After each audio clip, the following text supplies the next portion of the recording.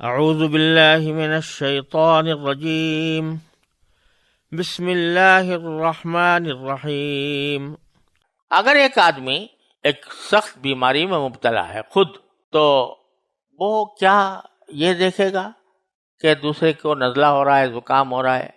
اس کو تو اپنی پڑی ہوگی۔ تو اسی طرح اگر ہمیں اپنے عیوب کا اندازہ ہو اور ہم نے یہ دیکھیں کہ ہمارے اندر کیا کیا خرابیاں ہیں، تو پھر دوسروں کے خرابیاں شاید ہمیں نظر بھی نہ آئیں۔ بہادر شاہ ظفر نے اسی بات کو بڑے خوبصورت انداز میں شعر میں کہا ہے کہ ظفر آدمی اس کو نہ جانیے گا، تو وہ جتنا بھی صاحب فہم و ذکا، جسے عیش میں یاد خدا نہ رہی، جسے طیش میں خوف خدا نہ رہا۔ اور دوسرا شعر اس کا یہ ہے کہ رہے اپنے عیوب سے بے خبر، تو رہے ڈھونڈتے اوروں کے عیب و ہنر۔ پڑی اپنی برائی پر جو نظر، تو نگاہ میں کوئی برا نہ رہا۔ تو یہ حقیقت ہے کہ اگر انسان کو اپنی خرابیوں کی فکر پڑ جائے کہ میں نے کیا کیا غلطیاں کی ہیں، تو شاید ان کو دوسروں کے عیب بھی نظر نہ آئیں۔ تو یہ ان لوگوں کے لیے بھی ایک سبق ہے کہ جو اصلاح کی فکر کرنے کے بجائے وہ صرف تنقید کو اپنا شیوا بنا بیٹھے ہیں، تو دوسروں کے اوپر تنقید عرض کرتے رہے۔ اسی لیے ایک حدیث میں رسول کریم صلی اللہ علیہ وسلم کا یہ ارشاد مروی ہے کہ من قال ہلک الناس فهو اہلکہم۔ جو شخص یہ کہے کہ لوگ ہلاک ہو گئے، برباد ہو گئے، یعنی دین کے اعتبار سے برباد ہو گئے، لوگوں کو اس کی بربادی کا تذکرہ کر رہا ہے دین کی، اور خود اپنی طرف نگاہ نہیں ہے، فهو اہلکہم، تو وہ زیادہ برباد ہے۔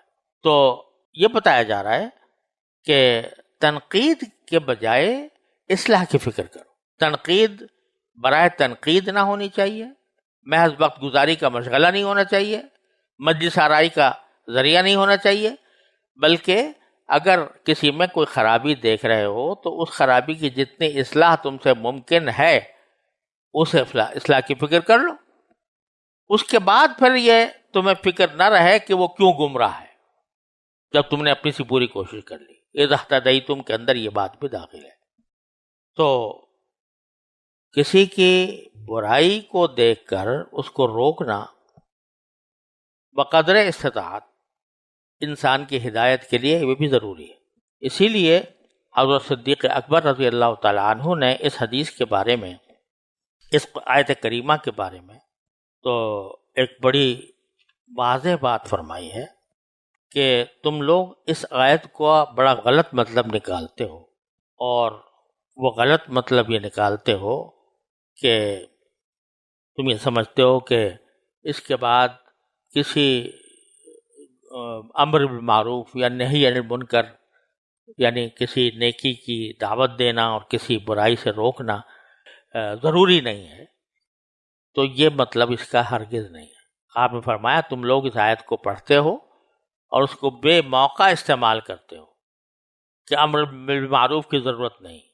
خوب سمجھ لو کہ میں نے خود رسول اللہ صلی اللہ علیہ وسلم سے سنا ہے کہ جو لوگ کوئی گناہ ہوتا ہوا دیکھیں اور مقدور بھر اس کو روکنے کی کوشش نہ کریں، تو قریب ہے کہ اللہ تعالیٰ مجرموں کے ساتھ ان دوسرے لوگوں کو بھی عذاب میں پکڑ لے، والعیاذ باللہ۔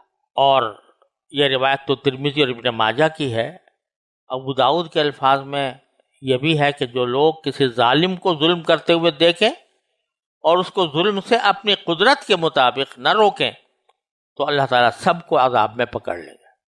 تو اس سے معلوم ہوا کہ اس کا مطلب یہ نہیں ہے کہ آدمی بس اپنی حد تک محدود رہے اور اپنی اصلاح کی تو فکر کرے اور دوسروں کی اصلاح کی فکر بالکل چھوڑ دے، کیونکہ قرآن نے یہ شرط لگائی ہے کہ اذا اہتدیتم، جب تم سیدھے راستے پر ہو، ہدایت پر ہو۔ اور ہدایت کے راستے پر ہونے کا ایک تقاضا یہ بھی ہے کہ انسان اگر کوئی غلطی ہوتا ہوا دیکھ رہا ہے تو ایک پیار سے، محبت سے، طریقے سے برائی کو روکنے کی کوشش کرے، اپنی جتنی استطاعت ہے اس کے مطابق کوشش کرے۔ یہ ہدایت کا ایک حصہ ہے۔ لیکن جب ایک کوشش کر لی تو اس کے بعد اگر کوئی شخص راہ پر نہیں آ رہا تو اس کے اوپر زیادہ غم کرنے کی ضرورت نہیں ہے، کیونکہ تم سے اس کا مواخذہ نہیں ہوگا. پھر اگلے جملے پر اللہ تعالیٰ نے فرمایا اِلَى مرجعکم جمیعا، اللہ ہی کی طرف تم سب کو لوٹ کر آنا ہے. فَيُنَبِّئُكُم بِمَا كُنتُمْ تَعْمَلُونَ، لہذا اس وقت اللہ تعالیٰ تمہیں بتائے گا کہ تم کیا عمل کرتے رہے ہو. تو جن لوگوں نے غلط کاریاں کی ہیں، غلط کام کیے ہیں، ان کو ان کی غلط کاریاں بھی بتائے گا، اور بتائے گا تو اس پر سزا بھی دے گا. اور جنہوں نے نیک کام کیے ہیں، اپنی طرف سے دعوت کا فریضہ بھی انجام دے دیا ہے، تو اللہ تعالیٰ ان کے نیک عمل پر ان کو اجر اور ثواب بھی دے گا. ان سے یہ نہیں پوچھا جائے گا کہ یہ لوگ جنہوں نے غلط کام کیے تھے یہ کیوں کیے تمہاری موجودگی میں، تم سے کیا تمہاری اوپر ذمہ داری تھی کہ ان کو ٹھیک راستے پر لاتے. تو یہ نہیں پوچھا جائے گا. ہاں، اگر تم نے اپنے فریضے میں کوتاہی کی ہو کہ جو امر بالمعروف و نہی المنکر اللہ تعالیٰ نے تم سے کہا تھا اس میں کوتاہی کی ہو تو بے شک تم سے بھی پکڑ ہوگی. لیکن اگر تم نے اپنا فریضہ انجام دے لیا اور اس کے باوجود دوسرے لوگ راہ پر نہیں آئے تو ان کے راہ پر نہ آنے کا گناہ تمہارے اوپر نہیں ہوگا.